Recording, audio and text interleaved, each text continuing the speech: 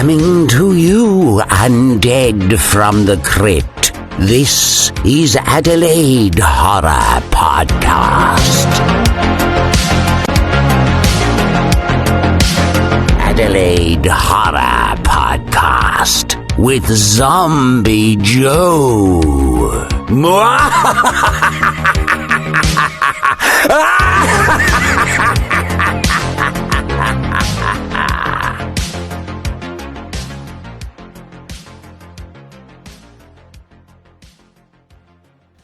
Hi and welcome to the Adelaide Horror Podcast. This is your host, Zombie Joe, and today's episode is number 21, and I've called it the ISO/lockdown special because that's exactly what happened to us. So I'm going to be reviewing both Netflix films, Classic Horror Story and Blood Red Sky. So a little bit about what happened. We're in the middle of a lockdown at the moment here in Adelaide, just for like a week. We're going to be coming out of it tomorrow midnight, which is good. So everything semi back on Wednesday. In the meantime, however, we were close to one of the exposure sites, and so we had to go into isolation ourselves, the whole fam.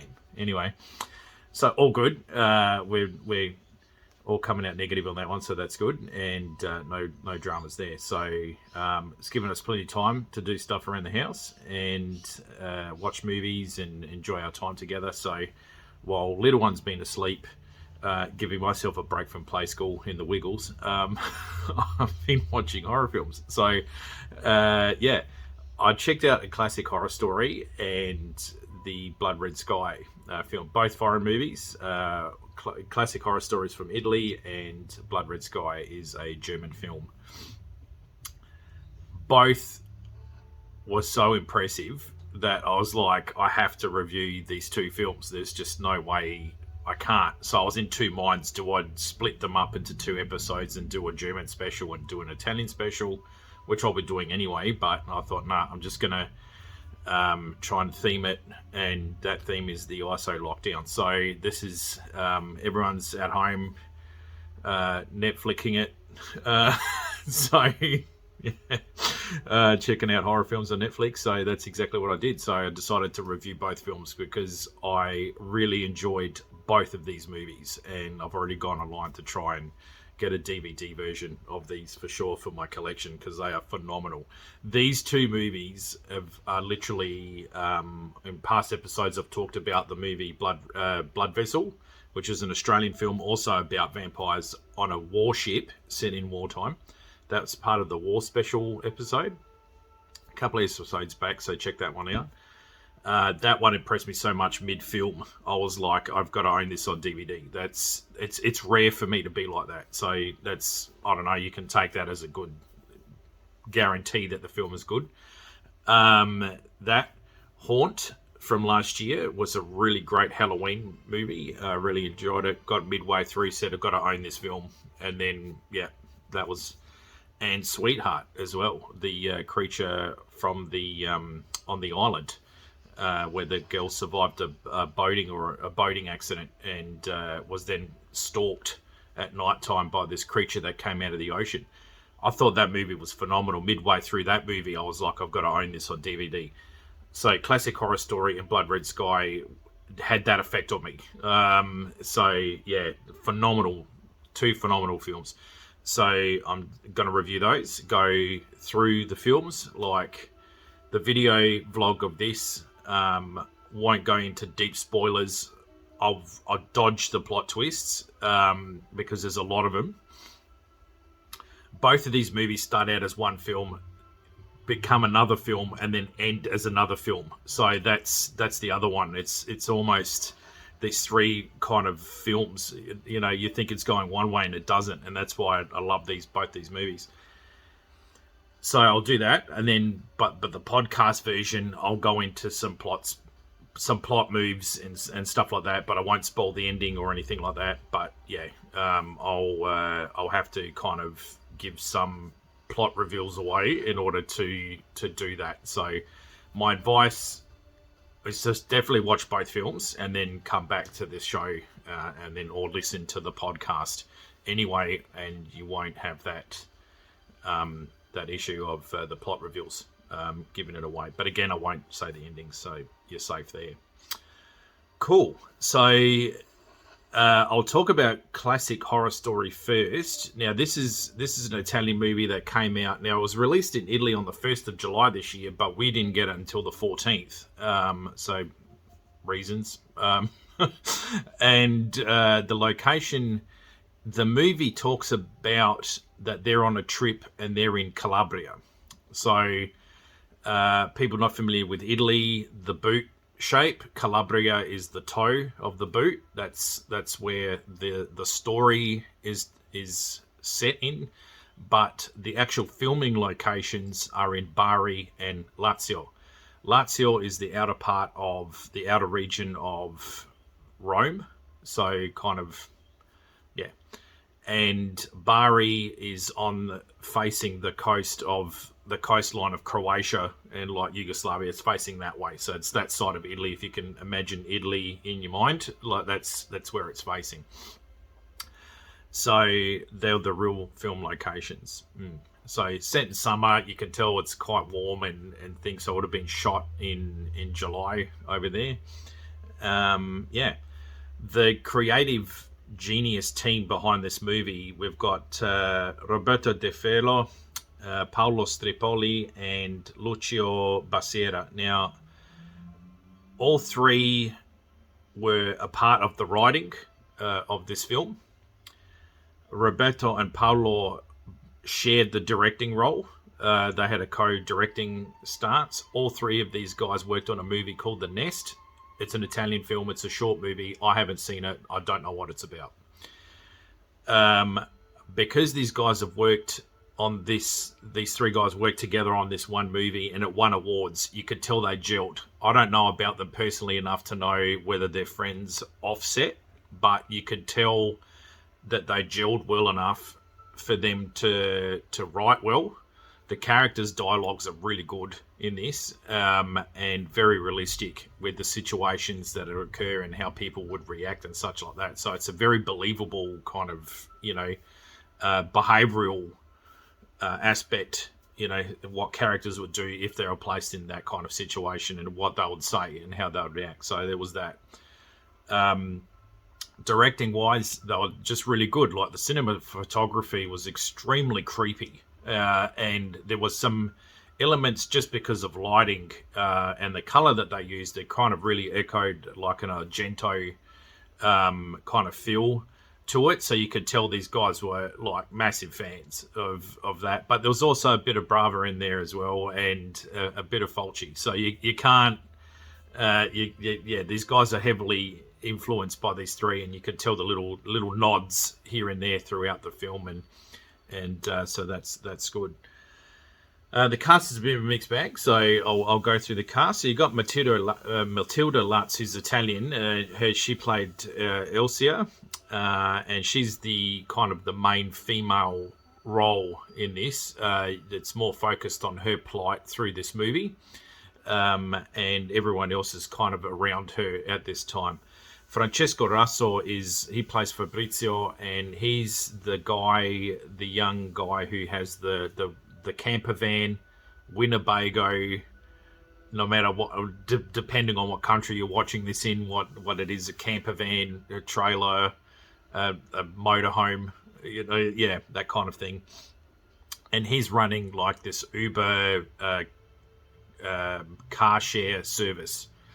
I don't know if that's a thing in Italy. I don't know if this is just for the sake of the movie, but I tell you, this is probably the only thing, and correct me if I'm wrong, the only horror movie that I've seen that involves an Uber carpooling and something bad like Wolf Creek goes down and everyone in this carpooling thing has to live to the end of the film. Like, I haven't seen a film like that, but given the environment that we're in now and the fact that we're more, exposed to Uber and ride sharing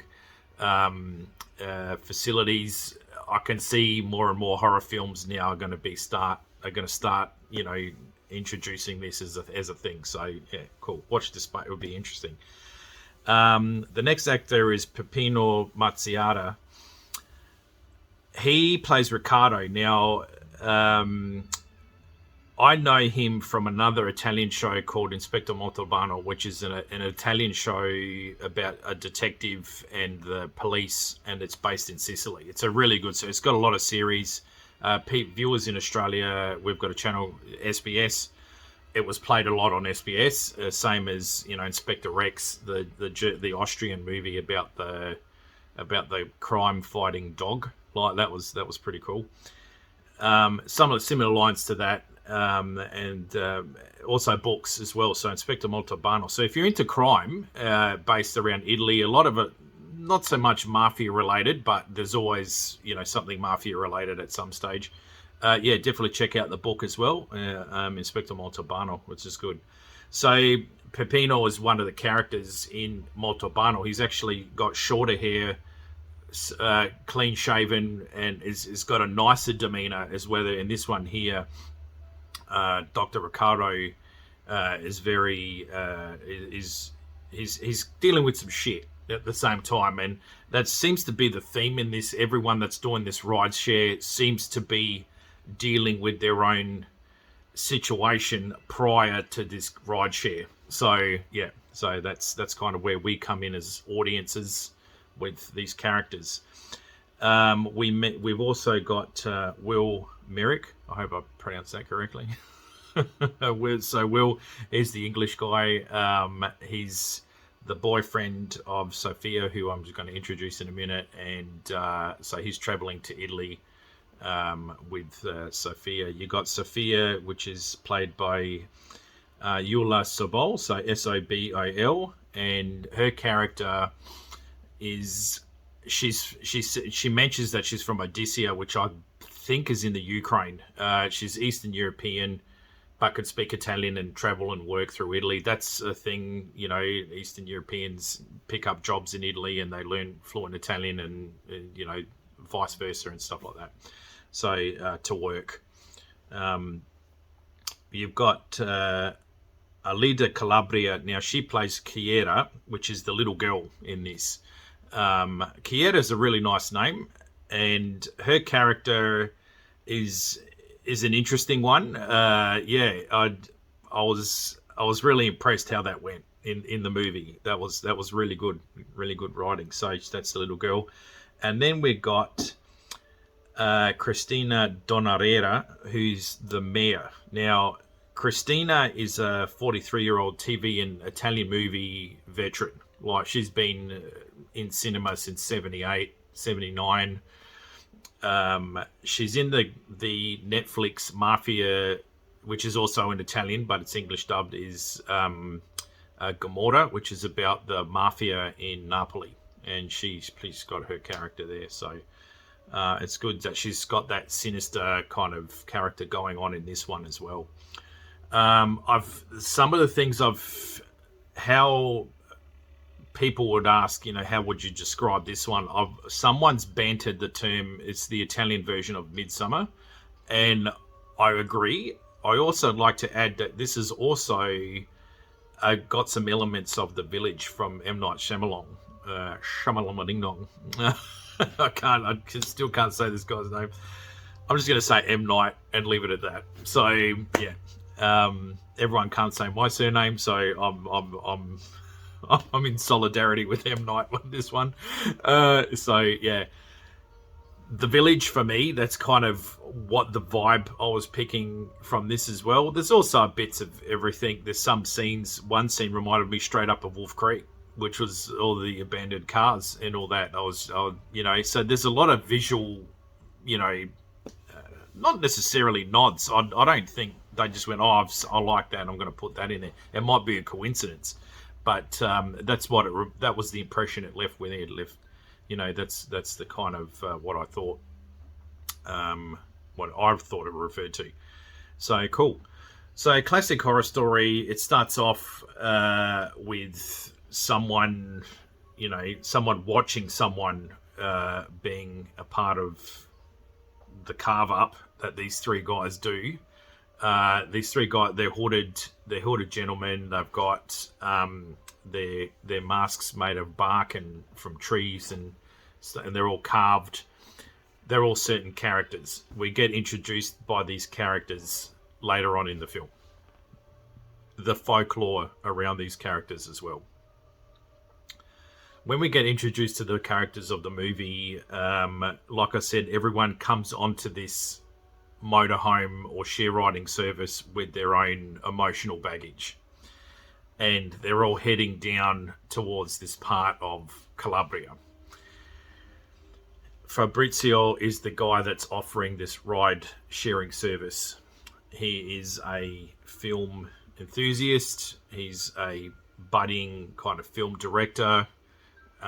He's kind of jaded in one conversation that he has with Mark that, Italian horror films are shit and they've been crap for a long time. And I'm the guy that's going to change this. And I felt like that Roberto, Paolo and Lucio are talking through this character, because I kind of agreed with him from the 70s and 80s. Like the 60s and 70s was kind of when Italian horror was really good.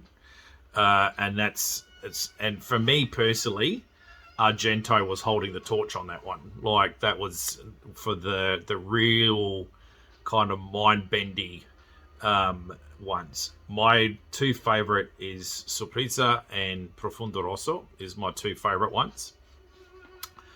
Watching those two movies, I then learnt to really like and follow a music group called Goblin. So definitely check them out. These are the guys that have done some of the music to Argento movies. And I tell you, don't turn the lights off and then try to listen to one of their songs because you won't make it to the end. You'll be turning the lights back on pretty quick. It's really good. I love it when I'm doing my writing. I play some Goblin in the background. So definitely that's another recommend as well. Some really creepy music. Check out Goblin from the 70s. These are the guys that kind of go hand in hand with Argento. So I felt Fabrizio's character saying that was echoing the thoughts and the psyche of Roberto, Paolo and Lucio. And people like me too, like the 60s and 70s was good.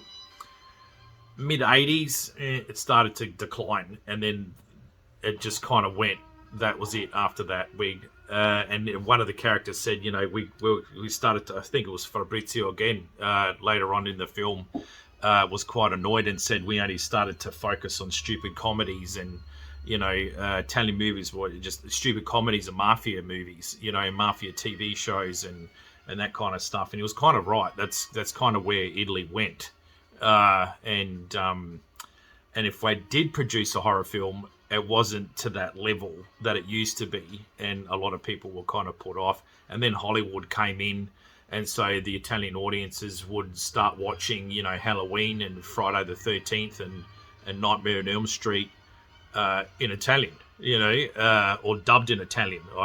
I can't speak personally how these films would be presented to the Italian audience, whether it's in English with Italian subtitles or it was dubbed in Italian. I don't know. But that's kind of what happened to the Italian horror audience and the fans. We kind of got fed that way. There was one real good horror film I remember watching in the 90s on SBS. It was about a vampire that had a castle, and he was like, when cinema got introduced, his new way of getting a blood source in was to promote himself as a director, and would essentially do a casting couch. Not that casting couch. His casting couch was that he would eat them, he'd lure them in and that kind of stuff. So yeah, that's how it did. I like the premise of the film. I can't remember the film off the top of my head what it was called, but I liked it, and I'll try and hunt maybe later on for it, but I can't remember it off the top of my head right now. So this scenario happens. They're driving through their location where there was, and there's an incident at nighttime. The bus leaves the road, hits a tree, everyone's out kind of thing. Everyone wakes up and comes to, and the camper van Winnebago is not on the road. It's in the middle of a clearing of a forest. And that's where we get introduced to the second most creepiest house I've ever seen. The first one for me is the all black house that's in Salem's lot. In Salem, the town, that belonged to the guy that judged everybody, committed everybody to be sentenced as a witch. And this house is just completely pitch black. It's the most metal house I've ever seen. Like, it's, I'd like to replicate and live in that house, but I wouldn't want to live in the original one because there's a lot of paranormal stuff going down on that one, as I can, rightly so. But this house here is unusual. Like, it is, man, I don't know who came up with the concept of this house, but, you know, clap, 10 out of 10. Like, it's just the most sinister looking cabin. As horror fans, we know when we think of a cabin, we think of Evil Dead in the forest. Immediately, that's creepy as right. But when you look at this is just something else. Like, it almost looks like a witch's hat, like, and kind of how it's set, and that one kind of window, and it just looks so odd. All the shapes immediately creep you out. So visually scary and creepy and unnerving. So these guys, they all wake up, they come to, they start moving around, they look, and there's this house, and they're like, oh my God. So they make their way into the house and start looking around at the furniture, and there's pictures on the wall and the stuff like that. And this is kind of where we get the information about the area. And so this is kind of where I need to do a plot reveal. So again, if you haven't seen it, I'd pause it here and then come back, and then, yeah, cool. Okay, so we've been forewarned. So Fabrizio goes into detail about this folk story. Now, that was my alarm bell off about this guy. The first one was the swerve of the van. The second one, and I was like, the fuck's he doing? Like, mate, in Australia, if you saw that thing, you'd go fucking straight over it. Like, you won't even stop. Like, you know, so the fact that they swerved for this thing that was already dead on the ground, you know, yeah, I was like, the hell's this guy doing? Like, and then they crashed, and I thought, okay, something's going on with this guy. Then when he goes into depth, I was like, okay, we need to watch Fabrizio on this one. There's something about this guy. He knows a bit too much about the folk story to give that he's just heard it before. Like, this is just way too detailed. And so I was thinking, okay, this guy's setting them up. Like, that was my vibe from that. Then as they go back to the van, and they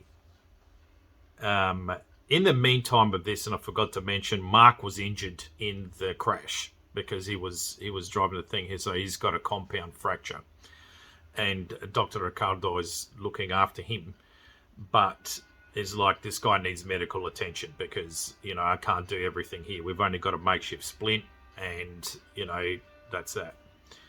So him and Fabrizio go into the forest. Now, when this happened, I was really worried about Dr. Ricardo because I thought, this guy's going to do something, like, in the forest. Sure enough, they stumble across this warning, you know, laid out by the people or the person. It's not really explained who's done it, but clearly more people have been involved in this setup.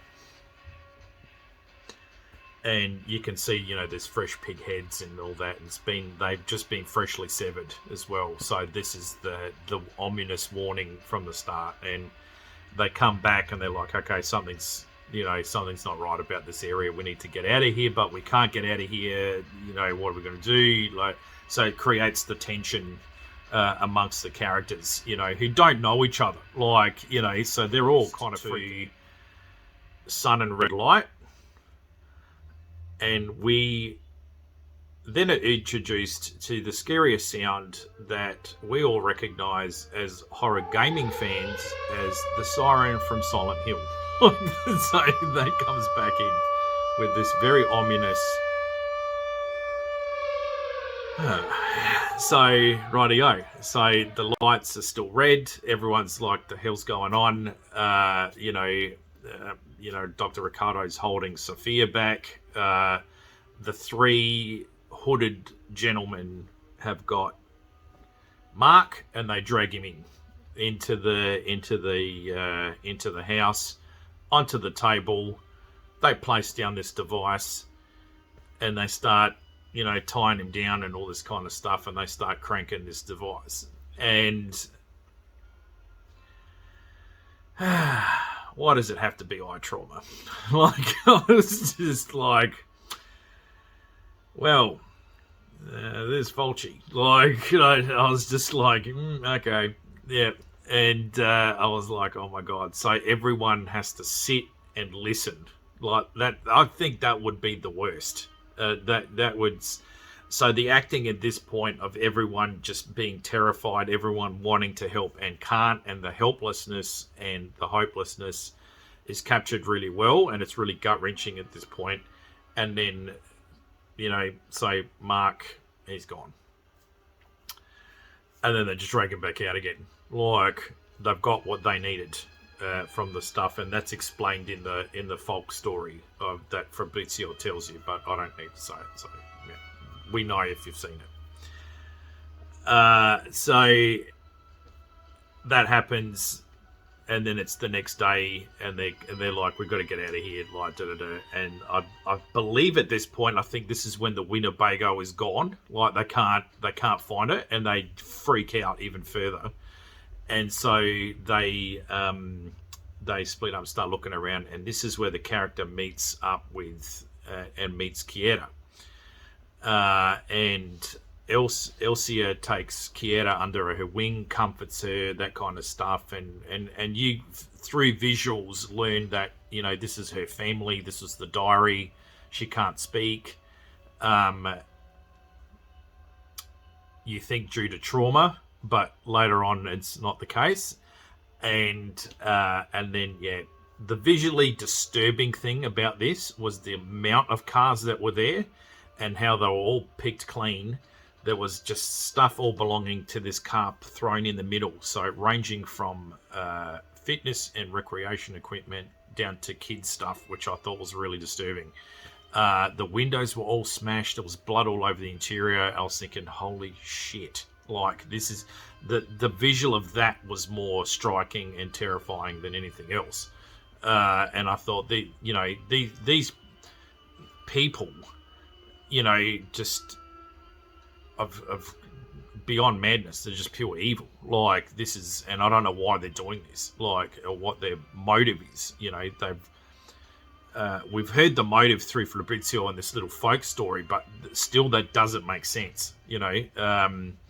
So from there, we go back and we're finding that they're going around in a circle. Like, they haven't left at all. They're just back at the house again. And Ricardo is just losing his shit at Fabrizio at this point, because he's just like, this guy's sending us back in a circle.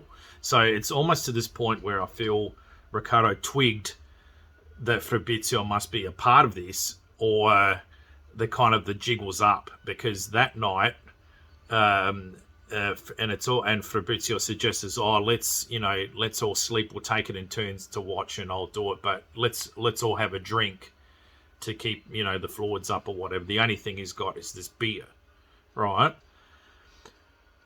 He introduces the beer, and then everyone takes a swig of this beer, and they say, have one. And he goes, no, I'm on watch. I've got to keep awake. That was alarm bell too for me on that one. I was thinking, this guy's, he's a part of it. Like, and I was like, no, don't drink it. And they drink it, and I was like, fuck. And sure enough, it's red again. And guess what? The siren's back. Like, so we're just like, shit. Okay, here we go. She's looking around, there's no one. Like, she's like, the hell's everybody gone? Like, Elsia, sorry. So she goes down, she opens the front door, runs out the front of the house, and goes, shit. And the whole villaggio, as you would say in Italian, is out there in front of this makeshift altar. They've got their 3 sacrifices, sacrifice on the altar there, and at this point I was like, are they going to take her and put her on there? Or because in the back of this thing you've got this giant, made of sticks kind of man. And that immediately was like, that's a nod to The Wicker Man with Christopher Lee. Now, check that one out. That's from the 70s. There's a remake that was done with Nicolas Cage. I'm not saying it's shit. I'm not saying I didn't like it. I just prefer the 70s one with Christopher Lee way better. And so definitely check it out. If you haven't seen it, definitely check it out. I'm not going to gatekeep you on that. I'm just going to recommend that you check it out, and you'll love it. So that's good. So anyway, that was definitely a nod for me to The Wicker Man. So I thought that was good. Just how they were set up, just the design, how they set up one character and imprisoned them into this thing. I just thought I haven't really seen that. Like, it reminded me of the Cocoon from Aliens, but it didn't, or other bit, kind of like a horror movie involving an insect where someone's kept in a cocoon and webbed up like that it was almost that kind of shape, and that character's head was sticking out. I thought that was unusual, but the ritual kicks off. Alicia's got no choice but to watch, and they take their pieces that they need for this ritual. Again, I'm not going to say it because you've already heard it, and they create what they need to create, which is even more creepier. To me, it doesn't make sense. I don't know how this ritual would help them eat. I've got no idea. And then that's it. The thing's over. She runs back into the house, and it's with Fabrizio, and he's like, hold me and stay with me, and I'm scared and all this. And I'm just like, nah, this guy's full of shit. At this point, they're in the attic, right? And she kind of starts to twig that something's not right with Fabrizio at all. And while she's hugging him, because he says, "Oh, be with me and hug me" and all that, that's kind of where he stuffs up. I don't know, and I forgot to mention this, but throughout this thing, he's got this, and he mentions it at the start, and that's my bad that I didn't introduce this as my Fabrizio character. He's got a hearing piece in there because he reckons some guys smacked his head into a wall, and it's affected his hearing. This is actually a freaking earpiece, and it's saying, bring her outside and all this kind of stuff, and she can hear it when she starts to hug him. And she kind of goes, shit, and there's the plot. Hang on, this guy isn't who he says he is, and there you go. So kind of gives it away, and yeah. So and that's where the film. This is where the film goes into another movie altogether. And what I mean by that is, it's the swing around where the victim becomes the hunter, in this scenario here. So the plot's kind of revealed, and she gets captured. They take her, and you kind of start to see that this was. She wakes up. She's at the table with everyone, and they're having a big feast, a big meal. And right at the end of the table, she's there. At the other end of the table is the mayor, played by Christina. And she's there, flapping her fan. And there's this kid, and he's just rattling off songs about the region, about the folk story of the 3 hooded men. As the song progresses and you see this kid more and more, you see one side of his face, and then he starts to turn around and you see the other side. And then I thought, okay, that's kind of your nod to The Hills Have Eyes kind of thing. And it kind of, they're kind of do I say inbred? I don't know. I was thinking, yeah, like it could be. I don't think it is chemical or anything like that. So I'm leaning more that it's inbredness that led him to be like that, like the deformity. But anyway, I'll go with that.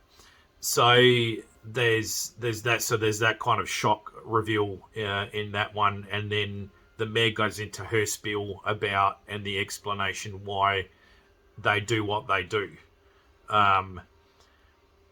The only critical thing I've got to say at this point is I don't understand that, because there's no reason logically why you would isolate yourself completely that much.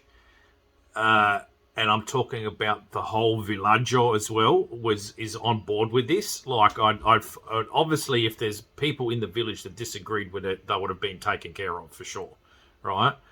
I didn't understand the connection between somehow this is her being hardline with the mafia in that area, and I didn't get that bit. Like, and I watched it again, I still didn't get it. So obviously, that's just me being a dumbass. Like, I didn't click what they meant by that, because to me, I was like, it wouldn't fly, because there's that kind of was a bit everywhere on that one. So I kind of let that one go through the keeper. I thought, look, I don't get it, but the rest of the film was all right, so I'm not going to rage quit because of that reason.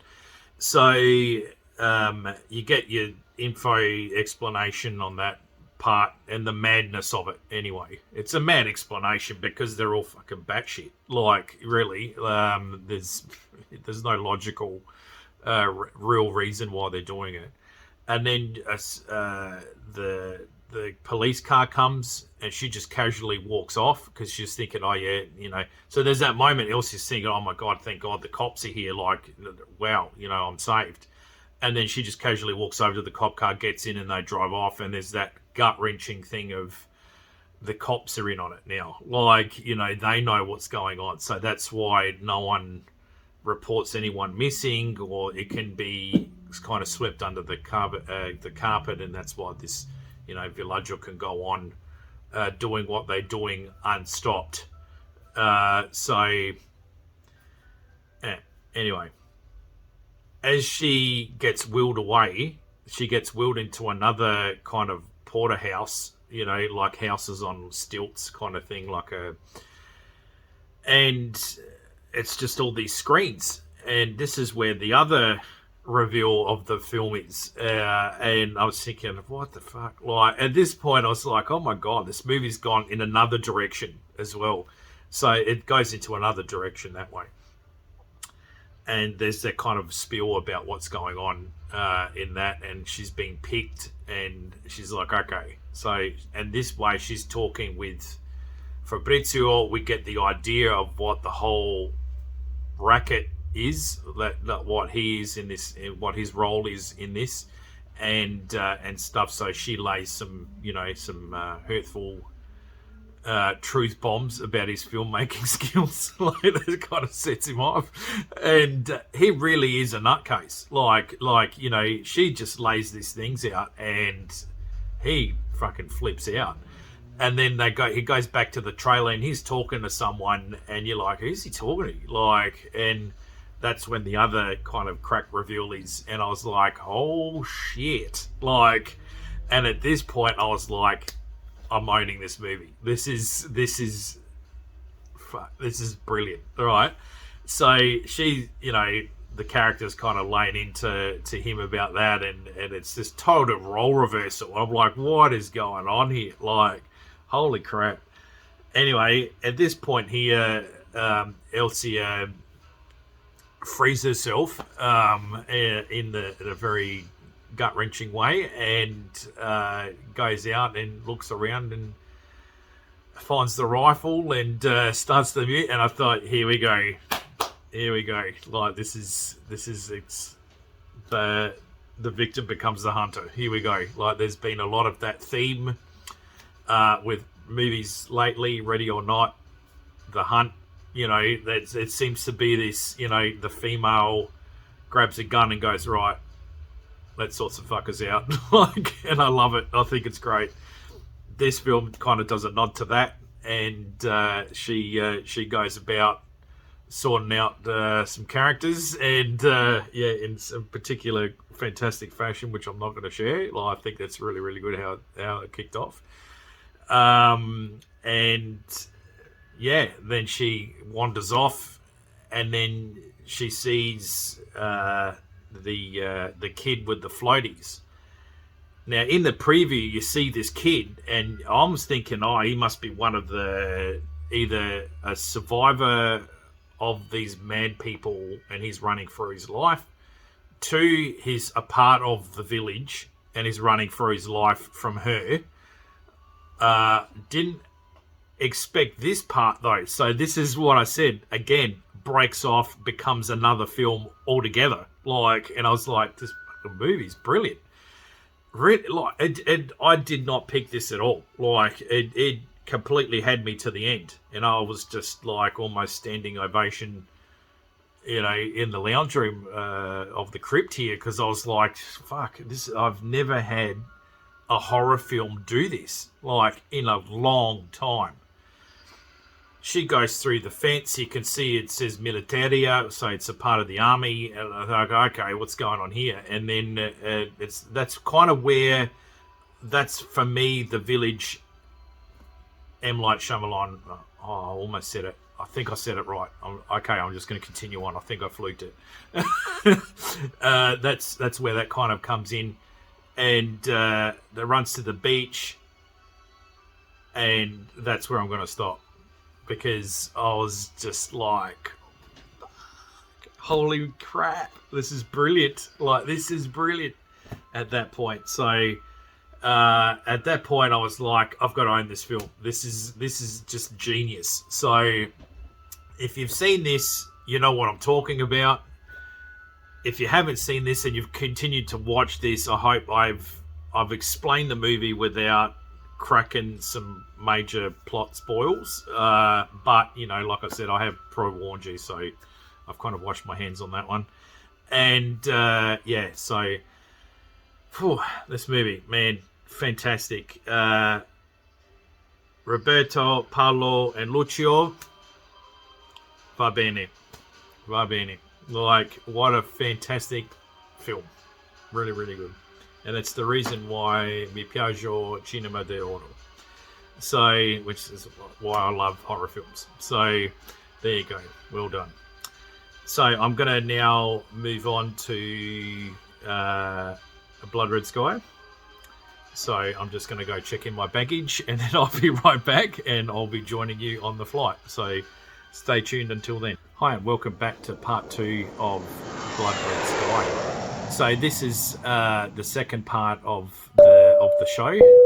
This is exclusively covering the fantastic new horror vampire film Blood Red Sky, from Germany, directed by Peter Tomvath.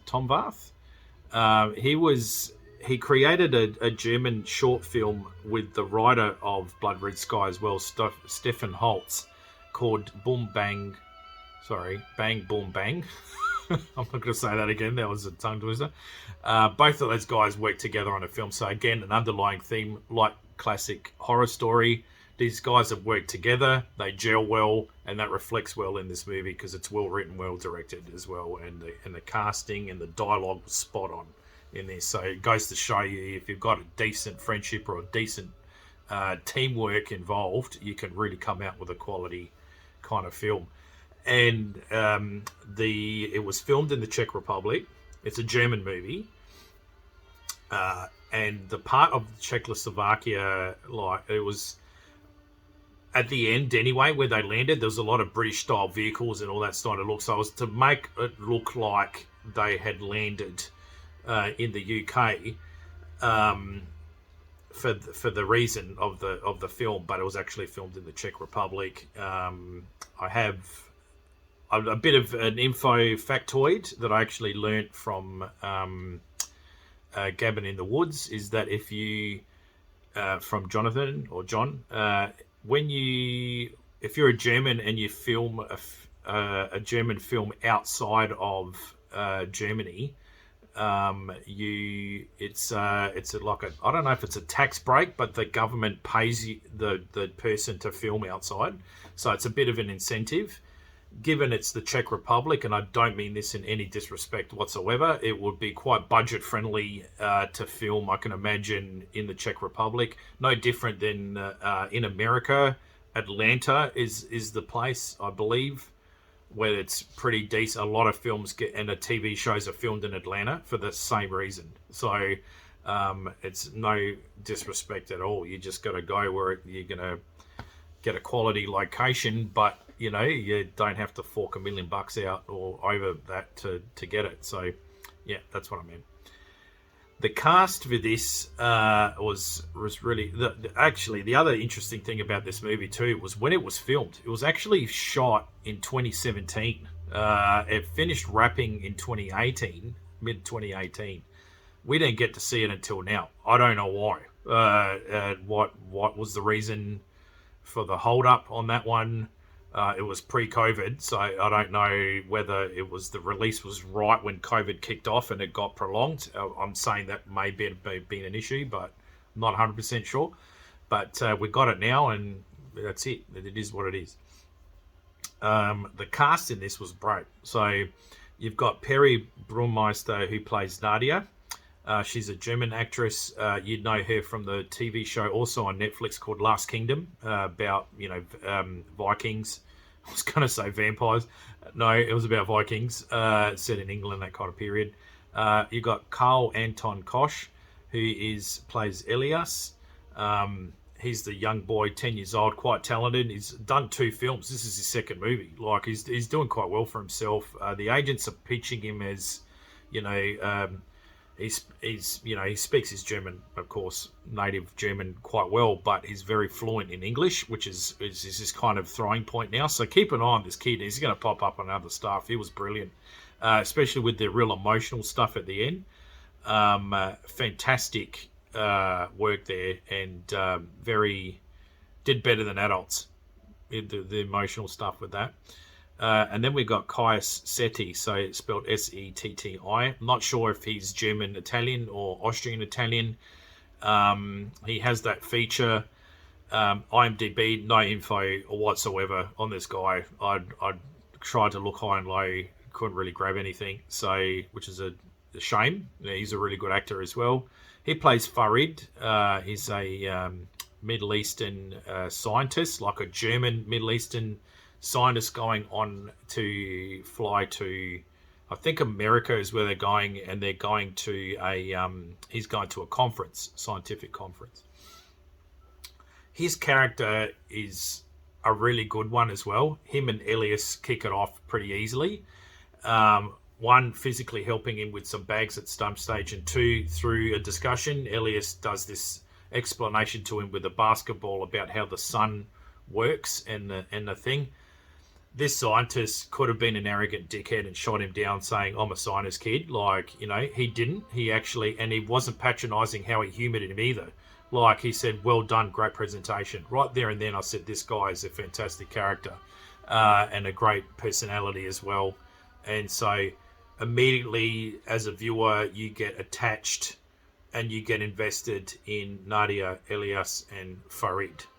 And there's a very good reason for that, because once they get onto the plane, that's when the Nordic terrorists come out. And great thing as well, the terrorists aren't of Middle Eastern origin, which is great. I was kind of a bit of a sigh of relief there, going, thank God. They went a different way, which was really good too.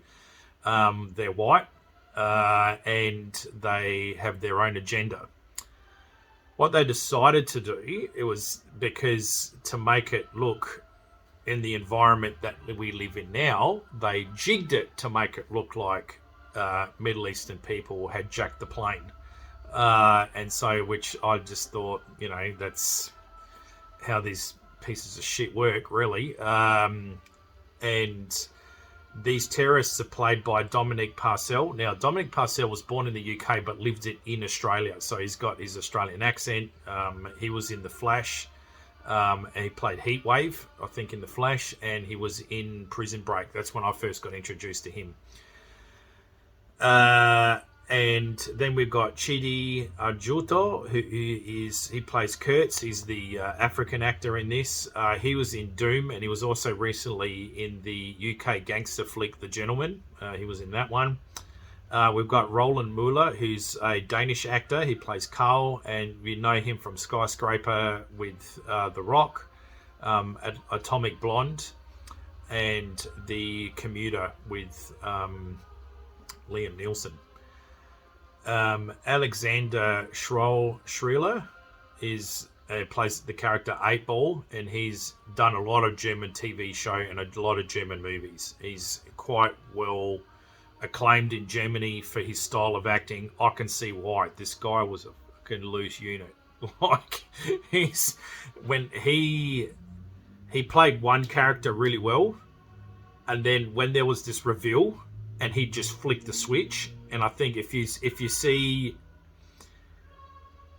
the movie, you know what I mean. Like, when it's revealed, oh, the terrorists are here, he flicks the switch, and you're just like, what the fuck? Like, because he acted that well, like his character acted something that well that, you know, and I was just like, oh my god, like the freaking layers in this movie, so well.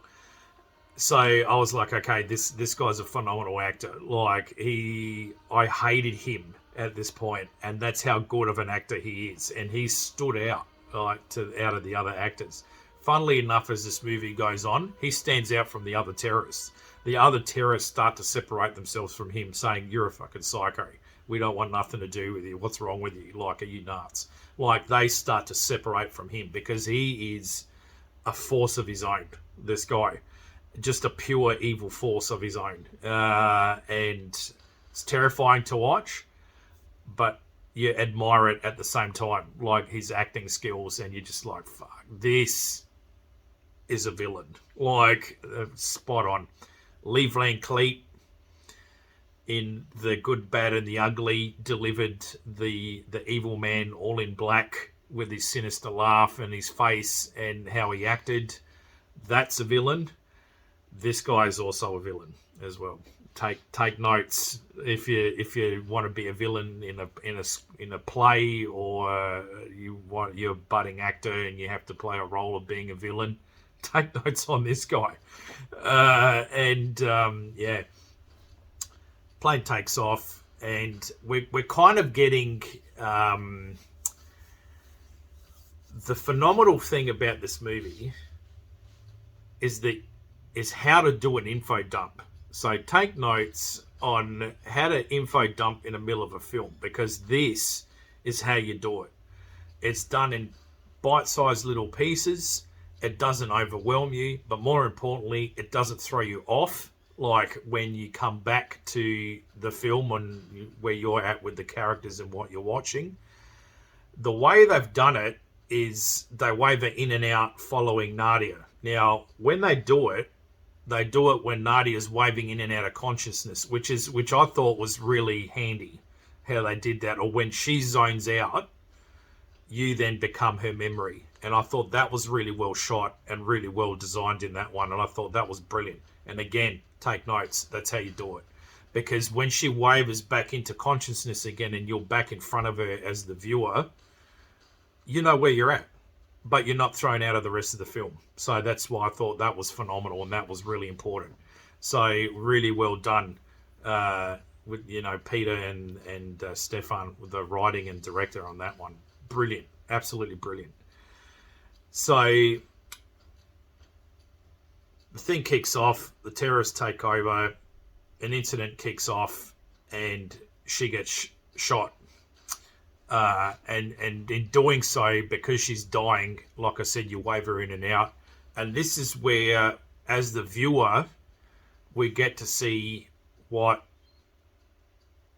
and how she became the vampire.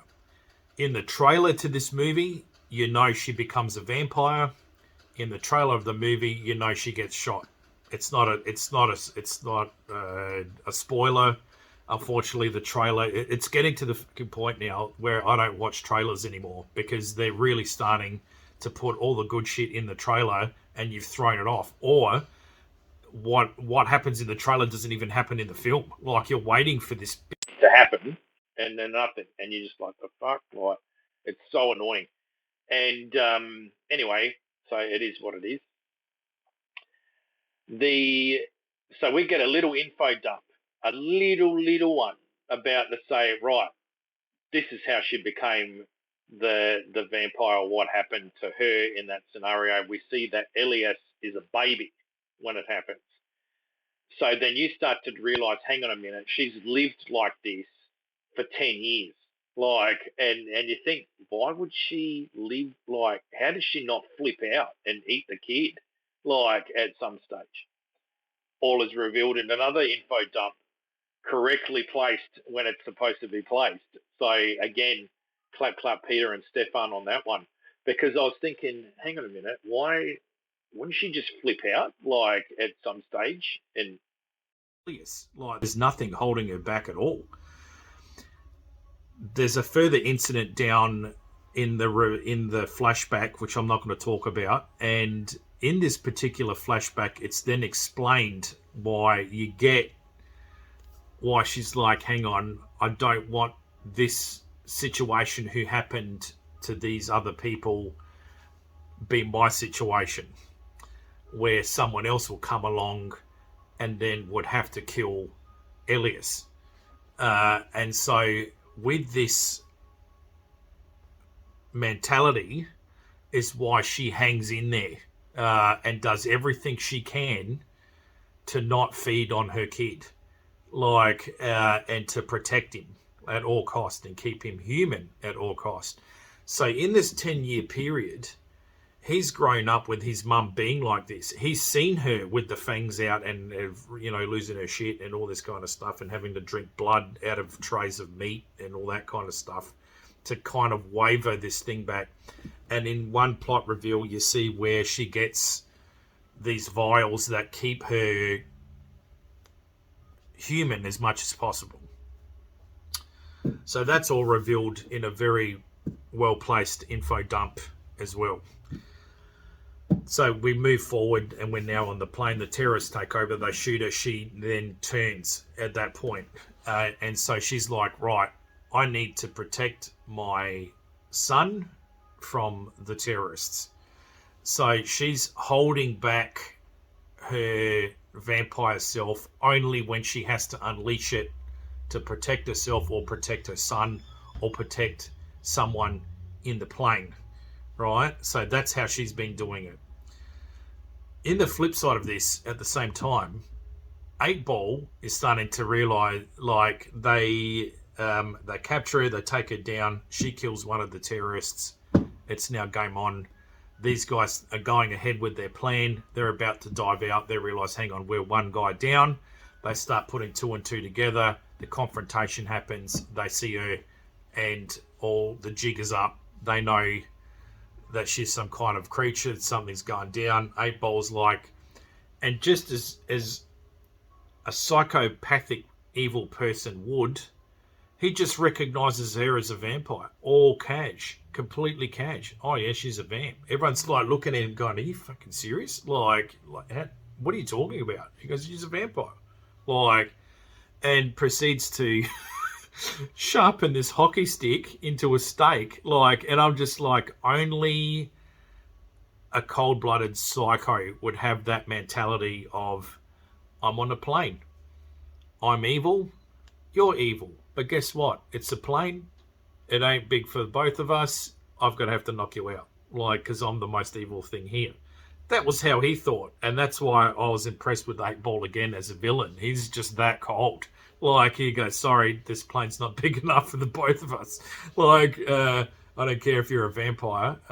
So he goes into, I'm going to kill the vampire mode. While the other guys are grappling mentally with this thing, he's just, that just shows you how detached as a psycho, as a human being, of like how sociopathic this guy is. And he just sees her as another obstacle. Like, and that's it. So, really well written character there. So he goes up, he goes to confront her, and then he does something that I wasn't expecting him to do, And I was like, shit, he is another level of villain. This guy is another level. And it's the reason why he's kind of socially isolated from the other terrorists as well, because, you know, he does this certain thing. I'm not going to talk about it. I was like, fuck. Like, and that puts him in the game as one of the vampires. And I was like, holy shit. Like, this is bad, because even though she's turning and has turned into the vampire and is doing what she's doing, she hasn't targeted any passengers at all, right? And on the offset of this drama too, you've got passengers that are in a panic situation, and out of a group, guaranteed psychology, you're going to get 2 or 3, they're going to break off and not follow what they're meant to do. Case in point, what dickheads are doing now in the lockdown and in isolation. Instead of isolating and putting a mask on, they're fucking running around the streets cracking a mental. That's all I'm going to say. I'm not going to, that's my point. I'm going to move on. It's that same mentality. You're just going to have those 1, 2 or 3 that are just not going to fucking toe the line, and puts everyone at risk, like, immediately, because they want to break off and either be a hero or they're trying to save their own ass and fuck everyone else. That's how these guys are. So because of these passengers, certain events kick off other events and it goes to shit, right? And like every disaster terrorist film ever, really. So their actions end up causing a lot of grief for everyone else on the plane, and also the main characters for Nadia, Elias, and Farid. So 8-Ball decides, oh, well, yep, can't beat him, join him, become more something stronger than what I am. And so he does his bit, and there's a confrontation between him and Nadia. You think it goes well, but due to a plane safety mechanism, it doesn't quite work. The plane was there, but it didn't work, and which makes it worse. And then he is released out onto the plane because of a passenger, and that's it. That's where it all goes to shit from there. So anyway, with that, we then carry on, and we find that the rest of the guys now have to combat multiple issues. The leftover terrorists who are now have turned, the passengers who are now turning, and there's one funny bit, and it made me laugh out loud, and I don't know if it was done on purpose or a thing, but it cracked me up. Was the best line. She's running through. Now, she looks straight out like a female version of fucking Nosferatu, right? And the passengers have seen, and they are losing their shit. Like, they've been held by a terrorist.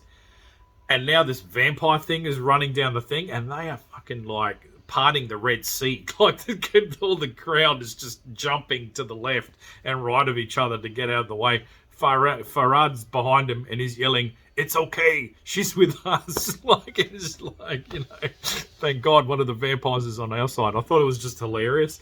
It kind of, like I said, I don't know if it was done as a comedic, kind of a quick comedic relief or what, but it just made me crack up. I thought it was the best line. It was so funny. And so she runs through, and they're trying to work out how to land this plane, you know, put it off autopilot, all this kind of stuff. It's automatically flying to its location. So, you know, I don't know if that's a real life thing with pilots, that they do set that in case something like this happens, the plane automatically flies to its destination. I don't know. But that's what's happening in this film anyway. So the objective there is now what Elias has to do, what Farid has to do, and what Nadia has to do. And I'm not going to explain that here on the show. If you've seen it, you know what I'm talking about. And so everyone knows what they have to do. The underlying issue, however, of this is that 8-Ball is loose, and he's now freaking manging on everyone, and the other terrorists are manging on everyone. So this plane is turning into more of the undead on this plane. So, and they turn. Some have died, have been killed outright, but some others have turned. So when this plane starts to approach the airport, the plane's pretty much consumed, and there's Elias in the cargo hold with his mum, and the other vamps. He's got the detonator, and that's where we're at with that. And this is where the emotional side came in, and this is where it really hit my wife. Now, I forgot to mention, my wife doesn't watch horror films at all, and she came and sat down and joined to watch this with me, and I was a bit nervous because it's one, a horror film. It's nighttime. It's about vampires. I was worried about her getting nightmares, and because she doesn't watch horror films whatsoever. And I was really nervous about this, and I was like, look, it's a bit scary, like, you might not like it could be graphic, and to her credit, she watched it. She really liked this movie. And now, if this is anything to go by as why you need to watch this movie and why this film was fantastic, is that someone who does not like horror loved it. There is your recommendation right there. She was quite emotional at the end, and that's how brilliant and well written this was, that Stefan the writer could make my wife, who doesn't watch horror films, completely so emotionally attached to Nadia and Elias as their mother and son relationship, that when this stuff starts to happen at the end of the movie, it's just really, it just had my wife really invested and really emotional, and could feel the love between the two of them, even though she was turning at this point. And she was hanging onto this, vampire side for so long, and really trying to still keep her human Nadia side. But that was slowly starting to slip away now, and she can't stay on top of it anymore. And so, he knows what he has to do, but at the same, and she knows what she has to do, and it still doesn't make it easier. And because you really care for, and even Farid, you really care for all these guys, and you're just like, oh my God, right? So the plane, as we see at the start of the film, lands at the airport, and the snipers are fixed onto the cockpit where Farid is. So from their point of view, they're looking at Farid in this cockpit, and they're just automatically going terrorist. Now, the reason why the terrorists do something specifically for a reason, and they get them to read something out. And that's why the ground crew is under the assumption it's Middle Eastern terrorists. It's not like, oh yeah, he's got dark skin, he's a terrorist. It's not like that at all. These other white terrorists have jigged it so well that they've made it look like that. So that's why, because really, some of the phenomenal heroic acts done on this plane are done by Farid and another Middle Eastern character, and I forgot his name, the character's name, but he does something that for a moment saves people for this period of time. So it really shows, like, the writer and director really went out of their way to kind of socially point out, that as a society now, unfortunately, due to these horrible terrorist acts, we automatically go the Islamic terrorist thing, rather than that it could be white extremists as well, or any other nationality of any other colour could be a terrorist too. So that was kind of the underlying little thing in there. So it was like a social observation. So when you're seeing this military surrounding the thing, you don't really blame them, because they're going on the information that they've got, right? Then at the same time, Farid in the cockpit yelling that there's monsters inside the plane. Now, I mean, what are you, like, if you don't know what's going on, and you're just going to think, what the fuck? Like, this guy's snapped, like he's mentally snapped. Like, and we've got to approach this hostage situation carefully. So you kind of get where they're coming from, the military and all that. So you don't think, oh yeah, these guys are like, thumping racists. They're following a protocol, like what to deal with a terrorist situation, what to do with a hostage situation, and this guy who they think is the hostage taker is rambling about monsters on a plane. So you're thinking this guy's just completely snapped. So that creates its own level of tension as well. And so the movie kind of feels like it ends at that point where the kid's taken away, like, he gets rescued, that kind of stuff and like that. But they haven't boarded the plane yet. Like, and you're thinking, okay, where's it going to go? Then they start boarding the plane. Now, this part of the film reminded me of an Italian movie called City of the Dead. At the start, it was in the 70s, I think, 79 or 78. And there's a plane and the zombies are inside the plane. The military circle this plane. They're about to go on and the zombies pile out and start killing everyone. That's kind of what it reminded me of. I don't know if Peter or Stefan had seen this movie and that was the kind of nod or the vibe that they gave out, but that was, to me, what it reminded me of. So check it out. Look, it's not the best movie in the world. I'm not going to say it's the greatest. It is what it is. I liked it, but I don't love it. But that's if you want something that inspired, this airline situation, that would be it. They open up, they enter the plane, and they're like, oh my God, and there's just bodies everywhere and blood everywhere. So they think it's a bloodbath that they've, killed all the hostages. And so, they're going through, suddenly all the vamps jump up and it's just, it's a free-for-all. The visual that we see, you see some vampires jumping on some soldiers, but you don't really see what the visual, powerful visual that you see is when the kid is running to the plane and you see the gun flashes like all throughout the whole entire plane, from the left to the right, you see, and it's all in all different directions. You just see flash, flash, flash, flash, flash. And you don't hear it. You just see the flashing. So that all the soldiers are freaking out. They're all shooting everywhere to save themselves and to shoot whatever's attacking them. So that's visually, powerful there. And so he's running to the thing. You see a shadow.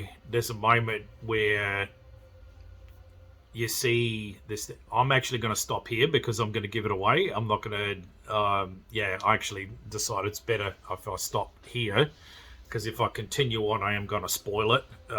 So I'll leave it there. Farid is on the truck. He sees the kid and is like, oh my God, I'm with him, and so he starts calling out to him, and the soldiers let him go, and he runs to the kid to be with Elise as well. And like I said, that's where I'm going to stop, because calculating quickly how the film ends. If I go any further, I'm going to spoil it. So if you haven't seen it, I haven't spoiled it. So so that's Blood Red Sky on that one. So two really impressive movies. So when this movie ended, it had me thinking, like, I was looking at the credits, I was looking at who made this film, who was behind this movie. I was just so impressed that it made me want to look at all the names, the people that were involved in this, the behind the scenes people as well, your sound and your vision and special effects, and and I was like, what a phenomenal bunch of people, like, really well done. the acting, even the guys that played they did really, really well. Like it was casted well, it was directed well, it was written well, and that's why it was really great. So I'm not really into the Netflix kind of thumbs up thing, but yeah, you gotta do it. Like it's holy smokes, like it's really, really good, really, really good. So there you have it. Anyway, classic horror story and Blood Red Sky, two international films that have just recently been released on Netflix. Both blew my little socks off. Really, both impressive. I hope you really enjoyed them as well. I'm going to now be talking about this as a podcast. So I'll be going into a little bit more explanation on stuff. So, like I said, if you haven't seen it, check it out. If you've gone this far and you haven't seen it, I've given you a wrap of what's going on, but I haven't really divulged a lot of other stuff as well deliberately. And that's just to really kind of help you get those little reveals that I enjoyed as well. But hopefully you took my advice and stopped and watched the movie and then came back to it. If you didn't, that's okay. But, kind of forewarned you on that one. The podcast, however, will go into a bit more depth and explain a few more things as well. So I hope you enjoy that too. Cool. So with that, soon I'll be doing another special episode. So I'm very looking forward to sharing that with everybody. That was kind of organised in between this episode on the fly. So yeah, they'll be getting done soon. So hope you enjoy that and can't wait to share it and advertise it with you. In the meantime, yeah, definitely check these two movies out. I hope there's been other horror films that you've checked out in the meantime that you've been enjoying. I'm going to do a bit more Shudder at the moment. And so I'm going to be going through some Shudder movies, and hopefully I can find some that have impressed me enough and make me do a review again. Like I said, I'm benched until until this Saturday, so I've got a bit more time. So maybe I might end up having a bit of free time and doing another episode to be released at another time. So all good. Hope everyone is going okay. I just want to keep this opportunity to say that you're not alone, even though we are kind of isolating, and that does make it harder when you're not physically connecting with people. And so just make sure that you know that you're not alone. You can contact me if you wanted, just to chinwag about movies, really, if anything. And it doesn't have to be about horror films. I like all kinds of movies as well.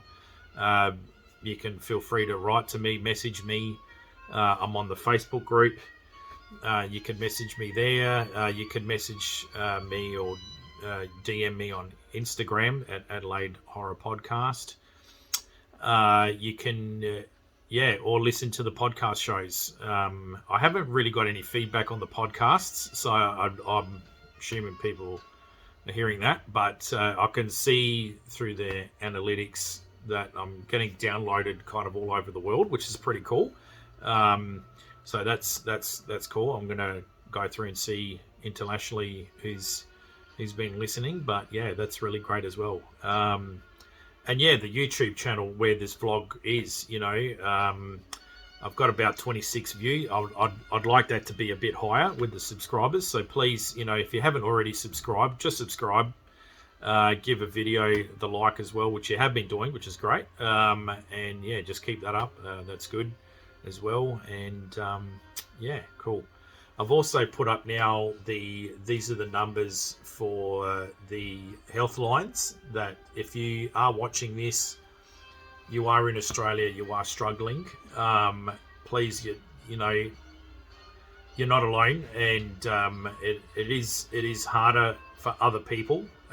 Some people might be doing okay, other people may not be doing okay, or have to feel that they're putting on a show for other people that they're living with. So please, these are the numbers don't feel shy. Contact somebody, there's definitely help out there. Or like I said, if you're comfortable and talking about films helps you, don't be a stranger. Feel free to contact me as well. Okay, no worries. So thank you very much, everyone. Again, 2 great films that really impressed me, and I hope they impressed you too. And so stay scary, and I'll see you